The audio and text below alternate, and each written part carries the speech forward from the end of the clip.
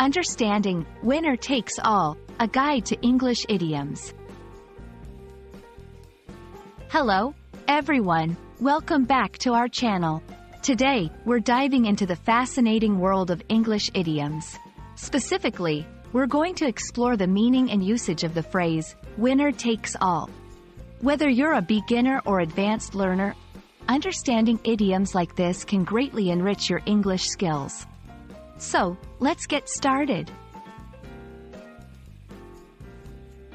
Winner takes all is an idiom that refers to a situation where the victor receives all the rewards, leaving nothing for the losers. It's often used in contexts like competitions, sports, politics, or business. The phrase emphasizes a high-stakes scenario where only one winner emerges with all the benefits. The phrase, winner takes all, likely originated from gambling or competitive games. It describes a game rule where the winner wins the entire pot or prize, with no consolation prizes for those who don't win. This concept has been adopted in various other fields, signifying an all-or-nothing approach. To understand how winner takes all is used in everyday language, let's look at some examples.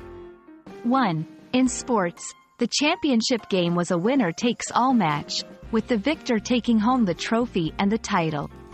2. In business, in this cutthroat market, it's often a winner-takes-all scenario, where the most successful company dominates the market. 3. In politics, the presidential election is a winner-takes-all system, where the candidate with the majority wins all the electoral votes of a state. These examples show how the phrase can be applied in various real-life situations.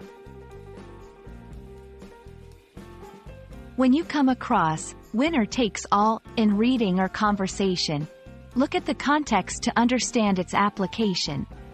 It's not just about literal winning or losing, but can also be about having a dominant advantage in a situation.